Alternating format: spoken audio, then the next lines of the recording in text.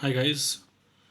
So I hope आपको जो last वाला वीडियो है इसके पहले का स्ट्रक्चर ऑफ एटम के रिलेटेड जो मैंने आपको भेजा था वो पसंद आया होगा, बिकॉज मैंने उसमें श्रोडिंगर के वेव मॉडल की बात की थी कि किस तरह से श्रोडिंगर ने जो है वेव मैकेनिक्स का कॉन्सेप्ट दिया, जिसने क्वांटम मैकेनिक्स को एक तरह से पॉपुलैरिटी में ओवरटेक किया था और क्वांटम मैकेनिक्स को आगे बढ़ाने में बहुत ही इंपॉर्टेंट रोल प्ले किया। बट इस इक्वेशन को या इस इक्वेशन का जो मेन फिज़िकल कंसेप्ट है उसको किसी ने इस तरह से मॉडिफाई किया कि हाइजन अरविंद श्रोडिंगर का जो है विश्वास ही उठ गया फिज़िक्स पर से। और वो ऐसा बोल रहे थे कि अगर वाकई में जैसा एक्स साइंटिस्ट, जिनका नाम मैं अभी आपको बताऊंगा, जो बता रहे हैं कि मेरे इक्वेशन से ये बातें आती हैं, तो माफ़ कीजिएगा, मेरा कभी भी इस चीज़ से कोई लेना देना नहीं था। काश मैं कोई और प्रोफेशन में होता और एक फिजिसिस्ट ना होता। तो ऐसा तो क्या था जिसकी वजह से अरविंद श्रोडिंगर को ये स्टेटमेंट देना पड़ा। और ये जो वियर्ड नेचर है क्वांटम मैकेनिक्स का, उसी को समझाने के लिए उन्होंने फिर बहुत ही फेमस अपना श्रोडिंजर्स कैट का जो कॉन्सेप्ट है, थॉट एक्सपेरिमेंट, वो दिया था कि क्वांटम मैकेनिक्स कितना वियर्ड है। ठीक है। सो ये जो इंटरप्रिटेशन आने वाला है जिसकी मैं बात करने वाला हूँ, किस तरह से इस इक्वेशन के किसी एक हिस्से को मॉडिफाई किया गया था और उसका क्या इतना वियर्ड कंक्लूजन निकल रहा था कि जिसके बारे में अरविंद श्रोडिंगर जो है इतने ज़्यादा पिस्ड ऑफ थे कि यार ये कितनी अजीब चीज़ है। मतलब मैंने तो कभी नहीं सोचा था कि इस तरह से जो है इलेक्ट्रॉन्स काम करते होंगे या फिर रियलिटी इतनी जो है एब्सर्ड होगी। बट फिर भी थोड़ा बैकग्राउंड में जाते हैं। मैंने आपको जिस तरह से बताया था कि डी ब्रोगली वो पहले इंसान थे जिन्होंने बताया था कि जो मैटर पार्टिकल्स होते हैं, इलेक्ट्रॉन्स, वो एक्चुअली वेव के फॉर्म में बिहेव करते हैं। और जब आप एटम के मॉडल की बात करते हैं तो वहाँ पे आपको उन पार्टिकल्स के वेव नेचर को कंसिडर करना पड़ेगा। ठीक है। और ये उनकी बेसिकली पीएचडी थीसिस थी। तो आइंस्टाइन ने अपने किसी एक रिसर्च पेपर में डी ब्रोगली के इस lambda equals to h upon m v वाला जो इक्वेशन है उसकी बात की थी, उसका जिक्र किया था। और वहाँ पर अरविंद श्रोडिंगर ने वो चीज़ पढ़ी और वहाँ से उनको आइडिया आया कि हर वेव को डिस्क्राइब करने के लिए एक इक्वेशन होता है। पर डी ब्रोगली की जो वेव है, मैटर वेव जिसे कहा जाता है, उसको समझाने के लिए अब तक कोई इक्वेशन नहीं था। तो then he sort of jump right into the opportunity to derive an equation for this matter wave. तो ये इक्वेशन उन्होंने डिराइव किया था to describe the matter wave, यानी हर वेव को डिस्क्राइब करने के लिए एक इक्वेशन होता है। और ये जो है अरविंद श्रोडिंगर ने इक्वेशन डिराइव किया था जो है मैटर वेव को डिस्क्राइब करने के लिए। और जैसा मैंने बताया था आपको कि ये दुनिया के सबसे क्रांतिकारी रिसर्च पेपर्स में से एक था। लिटरली तहलका मच गया था फिजिक्स कम्युनिटी में, बिकॉज उसके पहले लोग श्रोडिंगर को उतना नहीं जानते थे। ऑब्वियसली वो बहुत ही अच्छे बेहतरीन साइंटिस्ट थे, काफ़ी अच्छा काम कर चुके थे, पर इस चीज़ ने उनकी क्रेडिबिलिटी को एक अलग ही लेवल दिया। ठीक है। और आगे चल के श्रोडिंगर और आइंस्टाइन और डी ब्रोगली, इनका एक अलग ग्रुप हुआ। और सामने की तरफ नील्स बोर और वार्नर हाइजनबर्ग और वुल्फगैंग पॉल, इनका एक अलग ग्रुप हुआ जो कि मानते थे कि फिज़िक्स जो है वो क्वांटम लेवल पे पूरी तरह से प्रोबेबिलिस्टिक है। एग्जैक्टली आप चीज़ें कभी भी प्रेडिक्ट नहीं कर सकते। On the other hand Louis de Broglie, Albert Einstein और श्रोडिंगर मानते थे कि क्वांटम मैकेनिक्स अभी भी इनकम्प्लीट है और फिज़िक्स जो है इतना एब्सर्ड नहीं हो सकता। और एक और इंटरेस्टिंग चीज़ मैं बताना चाहूँगा श्रोडिंगर के बारे में कि श्रोडिंगर और आइंस्टाइन दोनों ने ही आगे चलकर जो है थियरी ऑफ एवरीथिंग पे काम करना शुरू किया था, पर दोनों ही नाकाम रहे। और ऐसी कई सिमिलैरिटीज़ हैं इन दोनों के बीच में। जैसे आइंस्टाइन जो है निकले जहाँ पर भी वो लास्ट में था, आई बिलीव जर्मनी में ही थे, वहाँ से वो अमेरिका गए और वहाँ पे उन्होंने Princeton institute of advance study join की। और उसी तरह से श्रोडिंगर को offer I Dublin institute of advance studies को ज्वाइन करने के लिए। तो ऐसी कई समानताएं, और दोनों में बीच में काफ़ी झगड़े भी हुए थे। और दोनों ने ही बीच में क्लेम किया था कि थियोरी ऑफ एवरीथिंग कंप्लीट करने की कगार पर हैं। तो there is a very interesting story behind this two geniuses. But let us come to the topic कि किसने श्रोडिंगर के इक्वेशन को मॉडिफाई किया और इस तरह से मॉडिफाई किया या एक ऐसा नया इंटरप्रिटेशन दिया उनके इक्वेशन का जिससे श्रोडिंगर बिल्कुल भी खुश नहीं थे। तो उस इंसान का नाम था मैक्स बॉर्न, जो कि अपने मैथमेटिकल फिज़िक्स के लिए जाने जाते थे। और गॉटिंगन जो है यूनिवर्सिटी ऑफ गॉटिंगन, वहाँ पे फिज़िक्स डिपार्टमेंट के हेड थे।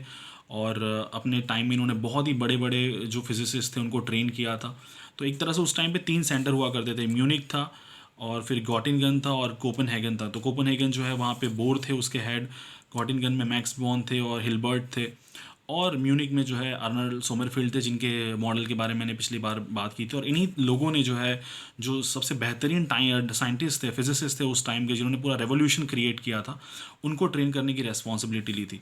तो मैक्स बॉर्न जो है अल्बर्ट आइंस्टाइन के बहुत अच्छे दोस्त थे। तो आइए देखते हैं कि श्रोडिंगर को के इक्वेशन को किस तरह से, उसका क्या मतलब निकाला उन्होंने।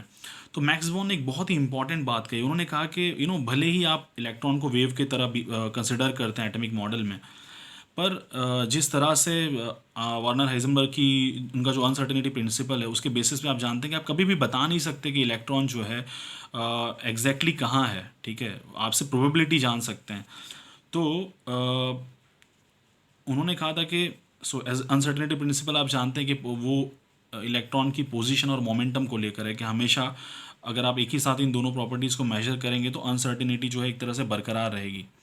ठीक है, तो मैक्स बॉर्न का जो सबसे इम्पॉर्टेंट वर्क था वो ये था कि उन्होंने कहा था कि जो आप वेव देख रहे हैं ना, जिसकी श्रोडिंगर अपने वेव फंक्शन में बात कर रहे हैं, राइट, वो एक्चुअली उस मैटर के रिलेटेड जो वेव हम सोचते हैं कि भाई वो पार्टिकल जो है वो वेव की तरह बिहेव कर रहा है, वो एक्चुअली वो वेव नहीं है, वो एक्चुअली एक प्रोबेबिलिटी वेव है, जो कि आपको बताती है कि इलेक्ट्रॉन की किसी एक जगह पर होने की क्या प्रोबेबिलिटी है, राइट।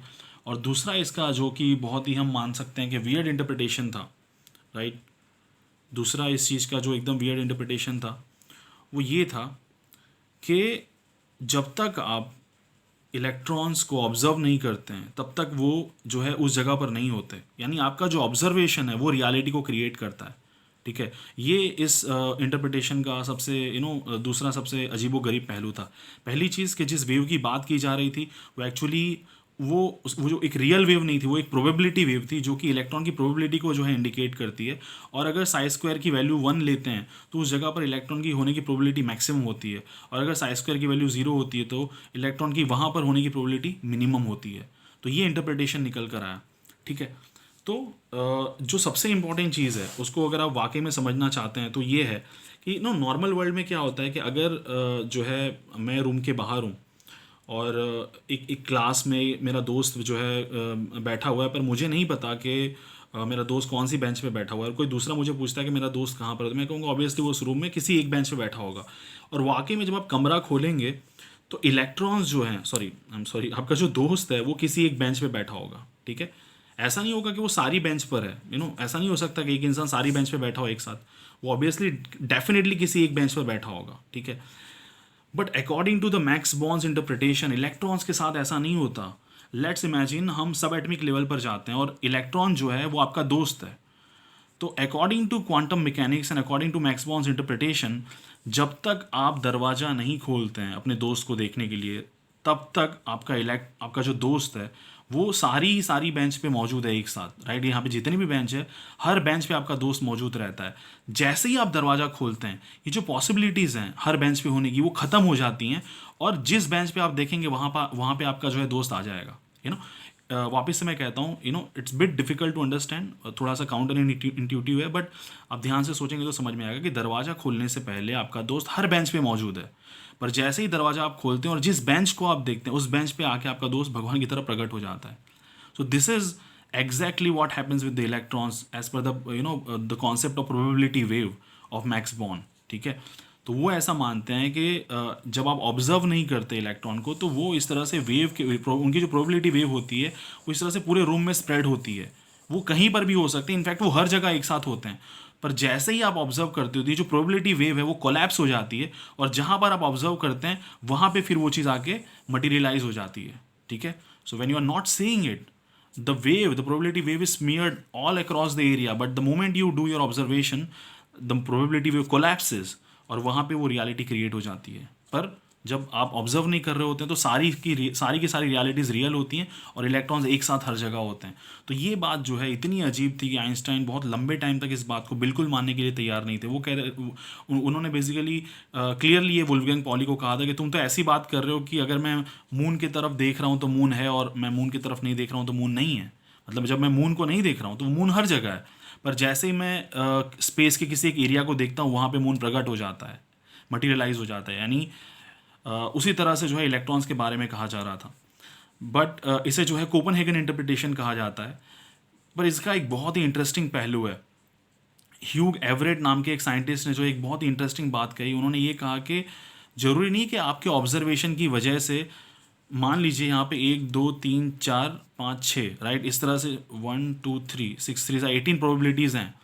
तो जब आप ऑब्जर्व नहीं करते हैं तो ये सारी की सारी प्रोबेबिलिटीज़ रियल है, इलेक्ट्रॉन्स ये 18 के 18 स्पॉट्स पे मौजूद है। पर जैसे ही आप ऑब्जर्वेशन करते हैं, पहले स्पॉट को देखते हैं, तो इलेक्ट्रॉन्स बाकी सारी जगहों से गायब हो जाता है और इस पर्टिकुलर जगह पे आ जाता है। वो बाकी जगहों पर बिल्कुल नहीं है, इस पर्टिकुलर जगह पर जहाँ पे आप ऑब्जर्वेशन कर रहे हैं। ह्यूग एवरेट ने कहा कि ये कहा कि जरूरी नहीं है कि जब आप पर्टिकुलर एक बेंच को ऑब्जर्व करते हैं या एक पर्टिकुलर स्पेस को ऑब्जर्व करते हैं, जगह को ऑब्जर्व करते हैं, तो इलेक्ट्रॉन सिर्फ वहीं होता है।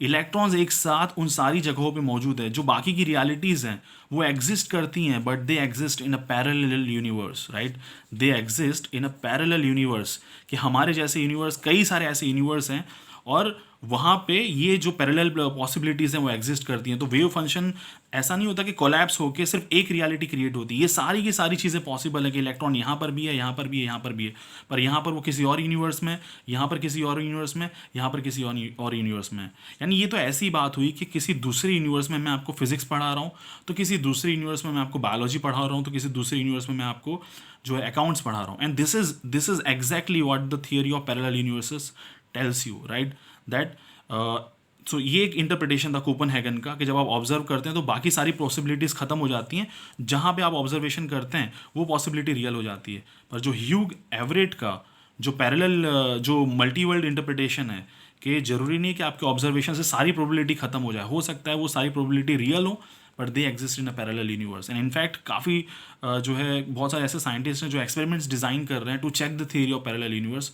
बट इमेजिन कितनी वियर्ड चीज़ें जो है वो क्वांटम मैकेनिक्स के से निकल कर दुनिया के सामने आई, and parallel universe is definitely one of it, ठीक है। और हम जो है और भी चीज़ें डिस्कस करेंगे जो है क्वांटम मैकेनिक्स को लेकर। एंड इनफैक्ट क्वांटम मैकेनिक्स जैसे मैंने बताया, भले ही समझने में इतना वियर्ड लगता हो कि ये क्या बात हुई कि जब आप चीज़ों को नहीं देख रहे हैं तो इलेक्ट्रॉन्स हर जगह हैं और जहाँ पर आप जैसे ऑब्जर्वेशन करते हैं रियलिटी क्रिएट हो जाती है। तो कई सवाल हैं इसको लेकर कि यूनिवर्स कैसे आया। अगर यूनिवर्स जब जब जब शुरुआत हुई थी यूनिवर्स की, तो उसकी भी प्रोबेबिलिटी वेव एग्जिस्ट कर रही होगी, तो किसने उस प्रोबेबिलिटी वेव का जो है ऑब्जर्व किया जिससे यूनिवर्स जो है एग्जिस्टेंस में आया, राइट। सो ऐसे कई सारे जो है इंटरेस्टिंग सवाल निकल कर आते हैं जब आप क्वांटम मैकेनिक्स स्टडी करते हैं। और न जाने कितनी किताबें लिखी गई हैं क्वांटम मैकेनिक्स पे, न जाने कितनी सीरीज़ बनी है, कितनी डॉक्यूमेंट्रीज़ बनी हैं, और आज भी न जाने कितने सारे सवाल हैं। और अभी बहुत सारे साइंटिस्ट ऐसे हैं जो कॉन्शियसनेस पे काम कर रहे हैं कि हो ना हो जो क्वांटम मैकेनिक्स का जो ये वियर्ड पार्ट है उसका हमारी कॉन्शियसनेस से कुछ लेना देना हो, कि जैसे ही हम चीज़ों को ऑब्जर्व करते हैं वो रियल इसलिए हो जाती हैं बिकॉज ऑफ कॉन्शियसनेस। तो बहुत सारे ऐसे पहलू हैं जिसका हम डेफिनेटली डिस्कशन करेंगे हमारे अगले वीडियोज़ में। पर आई होप आपको ये जो दो इंटरप्रिटेशन है, पहला जो क्वांटम कोपनहेगन इंटरप्रिटेशन है जो कि नील्स बोर और वर्नर हाइजेनबर्ग ने मिलकर बनाया था, कि स्टार्टिंग में प्रोबेबिलिटी वेव जो होती है वो चारों तरफ हर जगह फैली होती है, जैसे ही आप एक स्पॉट को ऑब्जर्व करते हैं बाकी की जो पॉसिबिलिटीज़ है वो ख़त्म हो जाती है और आपका इलेक्ट्रॉन एक जगह पर आके मटीरियलाइज हो जाता है। और दूसरा जो है ह्यूग एवरेट का जो है वो मल्टी वर्ल्ड इंटरप्रिटेशन है कि एक्चुअली जो बाकी की प्रोबेबिलिटीज़ है वो ख़त्म नहीं होती, पर वो मटीरियलाइज होती हैं दूसरे यूनिवर्स में जिन्हें हम पैरेलल यूनिवर्स कहते हैं, ठीक है। So this is another very interesting aspect of quantum mechanics, ठीक है।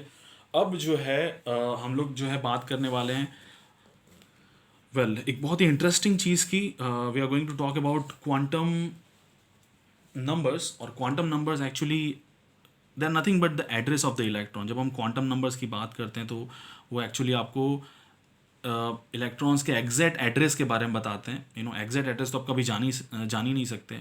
एड्रेस शायद जान सकते हैं पर इलेक्ट्रॉन्स वहाँ पे होंगे कि नहीं ये आप नहीं जान सकते, जो जैसा मैंने अभी आपको बताया मैक्स बॉर्न के प्रोबेबिलिटी वेव के मॉडल के हिसाब से। But just look at this observation, this particular address, कि लेट से आपका कोई दोस्त एक्स है और वो कहीं पे रहता है, उसका ये एड्रेस है 304 block number 16 Milky Way apartment next to Andromeda Heights, front of the Singularity Mall Zurich Switzerland, ठीक है। आप सोचोगे भाई मेरा दोस्त क्यों, मुझे स्विट्ज़रलैंड में रहना चाहिए। बट एनीवेज जब कोई आपको पूछेगा कि आपका दोस्त कहाँ पर है तो आप ऑब्वियसली बोलेंगे कि ये पर्टिकुलर एड्रेस है, वो आपको वहाँ पे मिल सकता है, ठीक है। बट इलेक्ट्रॉन के केस में जैसे मैंने बताया ऐसा कभी भी जो है फिक्स नहीं होता, राइट। आप बोल सकते हैं कि इलेक्ट्रॉन को फाइंड करने की पॉसिबिलिटी यहाँ पे मैक्सिमम है, और वो वहाँ पे होंगे कि नहीं आपको नहीं पता। तो ये एड्रेस मैंने किस लिए लिखा, बिकॉज एग्जैक्टली क्वांटम नंबर्स यही बताते हैं। जैसे कि सबसे पहले हमें बताना पड़ता है कि आपका दोस्त किस देश में, स्विट्ज़रलैंड में, फिर किस शहर में, ज्यूरिक में है। उसके बाद कौन सा इलाका है, तो सिंगुलरिटी मॉल के आसपास होगा। फिर एंड्रोमेडा हाइट्स के सामने एक अपार्टमेंट है मिल्की वे, उसमें जो है ब्लॉक नंबर 16 में 304 वाले फ्लैट में रहता है। अब ऑब्वियसली फ्लैट में रहता है, इसका मतलब ये नहीं कि आपने एग्जैक्ट लोकेशन बता दिया। फ्लैट में उसके कई कमरे हैं, राइट।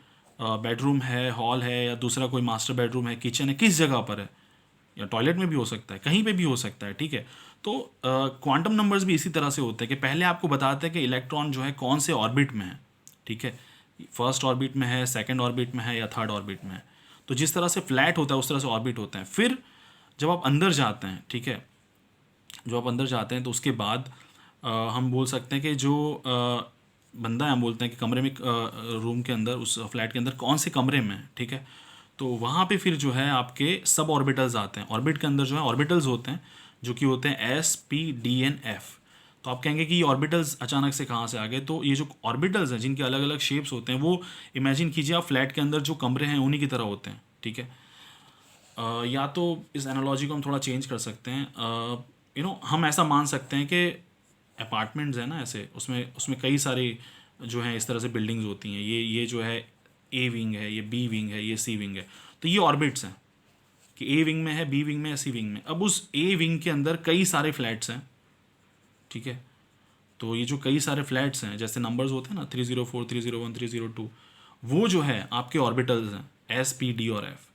और उसके बाद जब आप फ्लैट में जाते हैं, ऑर्बिटल में जाते हैं, तो अब उसके अंदर जो कमरे हैं वो आपके सब ऑर्बिटल्स हैं, ठीक है। तो इस तरह से जो सबसे modern atomic structure, atomic model है, उसके अंदर ये सारी चीज़ें कंसिडर की जाती हैं। कि जैसे बोर के मॉडल में सिर्फ ऑर्बिट की बात हुई थी, फिर सोमरफील्ड के मॉडल में जो है ऑर्बिटल्स की भी बात हुई थी, यानी दूसरे एनर्जी लेवल्स की बात हुई थी। पर जब हम वेव मैकेनिक्स की बात करते हैं तब हम सब ऑर्बिटल्स तक जाते हैं, राइट। तो पहले कौन सा ऑर्बिट है, फिर कौन सा ऑर्बिटल है, और फिर कौन सा सब ऑर्बिटल है, राइट। तो जैसे ये जो है पी, वो 3 BHK वाले घर जैसा होता है, इसके अंदर 3 जो है ऑर्बिटल्स होते हैं। डी जो है वो मान लीजिए 5 BHK जैसा होता है, कि 5 उसके अंदर कमरे होते हैं। और एफ जो है वो तो पेंट हाउस ही होता है, 7 BHK होता है, 7 सब ऑर्बिटल्स होते हैं, राइट। जो कि हम एनर्जी लेवल्स के हिसाब से उनको क्लासीफाई करते हैं। पर कहने का मतलब है कि जो क्वांटम नंबर्स है ना, जो आपको बताते हैं कि इलेक्ट्रॉन कौन से ऑर्बिट में है, फिर कौन से ऑर्बिटल में है, फिर कौन से सब ऑर्बिटल में है, right. So it tells you about, the analogy to understand is that it tells you about the address of the electron, ठीक है, एग्जैक्टली इलेक्ट्रॉन कहाँ पर है। तो ये जो कॉन्सेप्ट है क्वांटम नंबर्स का, उसको हम डिस्कस करेंगे कि कैसे ये आपको इलेक्ट्रॉन के बारे में बहुत ही इंपॉर्टेंट इन्फॉर्मेशन देते हैं। जैसे कि पहला जो क्वांटम नंबर है, प्रिंसिपल क्वांटम नंबर, ठीक है। ऑब्वियसली आप किसी का जो है एड्रेस लिखते हैं, ठीक है, तो हम जो है सीधा कमरे के नंबर से, घर के, फ्लैट के नंबर से चालू करते हैं। और जब हम डिस्क्राइब करते हैं तो ऑब्वियसली हम बताते हैं कि एक बंदा है जो इस देश में रहता है, इस शहर में रहता है, उसके बाद इस एरिया में रहता है, फिर इस बिल्डिंग में रहता है, इस अपार्टमेंट में, वो इस कमरे में मौजूद होगा। तो उसी तरह से हम बात करेंगे सबसे ब्रॉडर एरिया की, इलेक्ट्रॉन्स जो है वो कहाँ पे हो सकते हैं। वो पहली ऑर्बिट में हो सकते हैं, दूसरी ऑर्बिट में हो सकते हैं, तीसरी ऑर्बिट में हो सकते हैं। वो हमको पता चलता है प्रिंसिपल क्वांटम नंबर से। यानी अगर n की वैल्यू 1 है तो इलेक्ट्रॉन जो है फर्स्ट ऑर्बिट में, n की वैल्यू अगर 2 है तो इलेक्ट्रॉन सेकंड ऑर्बिट में, n की वैल्यू 3 यानी इलेक्ट्रॉन थर्ड ऑर्बिट में। प्लस n की वैल्यू हमें एनर्जी के बारे में बताती है, बिकॉज n की वैल्यू जितनी ज़्यादा होती है उतनी ही इलेक्ट्रॉन की एनर्जी ज़्यादा होती है, ठीक है। और जितनी n की वैल्यू ज़्यादा होती है उतना ही इलेक्ट्रॉन ऑब्वियसली न्यूक्लियस से दूर होता है, ठीक है। तो ये दो बहुत ही इंपॉर्टेंट इन्फॉर्मेशन हमें पता चलती है। यानी सीधी सी बात है कि मोस्ट ऑफ द टाइम ऐसा होगा कि इलेक्ट्रॉन अगर आपका फोर्थ ऑर्बिट में और एक इलेक्ट्रॉन जो है फर्स्ट ऑर्बिट में, तो फोर्थ वाले की एनर्जी फर्स्ट वाले से ज़्यादा होगी। उसके बाद आता है आपका एजीमुथल क्वांटम नंबर, जिसका जो साइन है वो एल है। तो जैसे मैंने बताया था कि आपको जो है पता तो चल गया कि कौन सी बिल्डिंग है, आपको पता करना है कौन सा फ्लैट है, ठीक है। तो उसके अंदर जो है 4 तरह के ऑर्बिटल्स हैं जो कि क्वांटम मैकेनिक्स के मैथमेटिक्स से ही निकल कर आए। तो 4 अलग अलग नंबर हमने दिए एंगुलर मोमेंटम क्वांटम नंबर के लिए। तो अगर 0 होता है एंगुलर मोमेंटम क्वांटम नंबर, यानी एल की वैल्यू अगर 0 है तो इलेक्ट्रॉन आपका एस ऑर्बिटल में, अगर 1 है तो पी ऑर्बिटल में, अगर 2 है तो डी ऑर्बिटल में, अगर एफ है तो, अगर 3 है वैल्यू तो वो एफ ऑर्बिटल में। एल की वैल्यू 0 एस ऑर्बिटल, एल की वैल्यू 1 पी ऑर्बिटल, एल की वैल्यू 2 डी ऑर्बिटल, और एल की वैल्यू अगर आपकी 3 है तो एफ ऑर्बिटल। और मैक्सिमम वैल्यू जो है, जो हम अभी स्टडी कर रहे हैं, वो 3 तक ही है, यहीं तक सीमित रखते हैं हम, ठीक है। अब जैसा मैंने बताया यहाँ पे कि वो एंगुलर मोमेंटम के बारे में बताता है, और दूसरी बात ये बताता है कि इलेक्ट्रॉन कौन से ऑर्बिटल में है, ठीक है। सो एक चीज़ देख लीजिए दूसरी कि प्रिंसिपल क्वांटम नंबर और एंगुलर मोमेंटम क्वांटम नंबर की वैल्यू कभी भी सेम नहीं होती। जैसे यहाँ पे आप देखिए मैक्सिमम वैल्यू मैक्सिमम वैल्यू 3 तक ही है, 3 से ज़्यादा वैल्यू नहीं होती। और एल की जो वैल्यू होती है वो सबसे बड़ी जो वैल्यू होती है वो n-1 होती है। यानी अगर n की वैल्यू 4 है तो l की वैल्यू कभी भी 4 नहीं होगी और उसकी मैक्सिमम वैल्यू होगी 4-1 यानी कि 3। और l की वैल्यू हमेशा n की वैल्यू के बराबर होती है। मतलब अगर n की वैल्यू 3 है तो l की टोटल वैल्यू भी 3 होगी, 3 अलग अलग वैल्यू होगी। n की वैल्यू 4 है तो ऑब्वियसली l की 4 अलग अलग वैल्यूज़ होंगी। तो जैसे n की वैल्यू अगर 1 है तो l की वैल्यू 0 हो सकती है, n की वैल्यू 2 है तो l की वैल्यू 0 होगी और 1 होगी, दो अलग अलग वैल्यूज़ होंगी। n की वैल्यू अगर 3 है तो l की वैल्यू जो है 0 होगी, 1 होगी, 2 होगी। और n की वैल्यू अगर 4 है तो l की वैल्यू 0 होगी, 1 होगी, 2 होगी और 3 होगी। तो देख सकते हैं आप यहाँ पे n की वैल्यू 4 है तो l की टोटल वैल्यूज़ कितनी आई, 1 2 3 4। और यहाँ पे आप देख सकते हैं कि n की वैल्यू अगर 3 है तो l की टोटल वैल्यूज़ कितनी है, 1 2 3। n की वैल्यू अगर 2 है तो l की टोटल वैल्यूज़ कितनी है, 1 और 2। और n की वैल्यू अगर 1 है तो l की भी टोटल वैल्यू कितनी है, 1। यानी सिर्फ एक वैल्यू आ रही है 0। ठीक है। और उसके बाद ऑब्वियसली जब आपको अपार्टमेंट पता चल गया तो आप जानना पड़ेगा कि आपका जो इलेक्ट्रॉन है वो कौन से कमरे में है। तो उसके लिए हम लोग मैग्नेटिक मोमेंट क्वांटम नंबर का यूज़ करते हैं, जो कि आपको बताता है ओरिएंटेशन और मैग्नेटिक मोमेंट। ओरिएंटेशन यानी ऑब्वियसली एक्सिस बताता है कि कौन से एक्सिस में है, बिकॉज जो ऑर्बिटल्स होते हैं ये यहाँ पे मैंने उनके शेप बनाए हैं। तो जैसे एस तो जो है स्फेरिकल है, पर जो पी ऑर्बिटल्स होता है उसके अंदर पी एक्स होता है, पी वाई होता है, पी जेड होता है। और ये तीनों ऑर्बिटल्स जो होते हैं उनकी एनर्जी सेम होती है। तो मान लीजिए L की वैल्यू अगर 0 है तो L की वैल्यू अगर 0 है तो ऑब्वियसली आप जानते हैं इलेक्ट्रॉन S में होगा। पर अगर L की वैल्यू 1 आई तो इलेक्ट्रॉन p ऑर्बिटल में होगा। लेकिन अब p में px भी है, py भी है, pz में, तो अब इसमें से कौन से सब ऑर्बिटल में होगा वो कैसे पता चलेगा? तो उसके लिए हमें m की वैल्यू पता होनी जरूरी है, जो कि होती है -L से लेकर +L तक। यानी अगर L की वैल्यू 1 है तो m की वैल्यू होगी -1 से लेकर +1 तक, -1 0 +1। 3 वैल्यूज़ निकल कर आई हैं। तो p की L की जो वैल्यू है p के लिए, L की वैल्यू जो है वो p के लिए 1 है, तो m की वैल्यू आप ले सकते हैं -1 +1 0। उसी तरह से d के लिए L की वैल्यू जो है आप जानते हैं 2 है, तो m की क्या अलग अलग वैल्यूज़ होंगी, -1 -2 -1 0 1 और 2, टोटल 5 वैल्यू। f के लिए आप जानते हैं L की वैल्यू 3 होती है, तो टोटल वैल्यूज़ क्या हो सकती हैं m की, -3 -2 -1 0 1 2 और 3। ठीक है। तो इस तरह से आपको अलग अलग वैल्यूज़ पता चलती हैं। और याद रखिएगा जैसे मैंने अभी बताया m की वैल्यूज़ होती है -L से लेकर +L तक। यानी L की वैल्यू अगर 1 है तो m की वैल्यू -1 से +1 होगी, L की वैल्यू 2 है तो m की वैल्यू -1 से -2 से +2 तक होगी, और L की वैल्यू 3 है तो m की वैल्यू -3 से +3 तक होगी। और m की टोटल वैल्यूज़ कितनी होती हैं, तो वो हमेशा 2l+1 होती हैं। ठीक है। और लास्ट में आता है आपका स्पिन क्वांटम नंबर, जो कि इलेक्ट्रॉन के स्पिन के बारे में बताता है कि इलेक्ट्रॉन किस तरह से रोटेट करते हैं। हालांकि ये कॉन्सेप्ट गलत है, रियल में इस तरह से कोई जो है स्पिन नहीं होती है, पर दो ही वैल्यूज़ होती है स्पिन क्वांटम नंबर की, -12 और +12, जिसे गोल्डस्मिथ और उल्हनबेक दो साइंटिस्ट थे जिन्होंने इस कॉन्सेप्ट को पब्लिश किया था पहली बार, जो कि पॉल अरेनफेस्ट जो कि आइंस्टाइन के दोस्त थे, उनके स्टूडेंट थे। और दो टाइप के जो है हमारे पास पार्टिकल्स होते हैं, बोसॉन्स और फर्मियॉन्स। तो ऐसे पार्टिकल जिनकी स्पिन हाफ और -12 और +12 होती है उन्हें फर्मियॉन्स कहते हैं, और जिनकी स्पिन इंटीजर नहीं होती उन्हें बोसॉन्स कहते हैं। हम डिटेल में इसके बारे में डिस्कस करेंगे। Okay, so thank you so much for watching this video.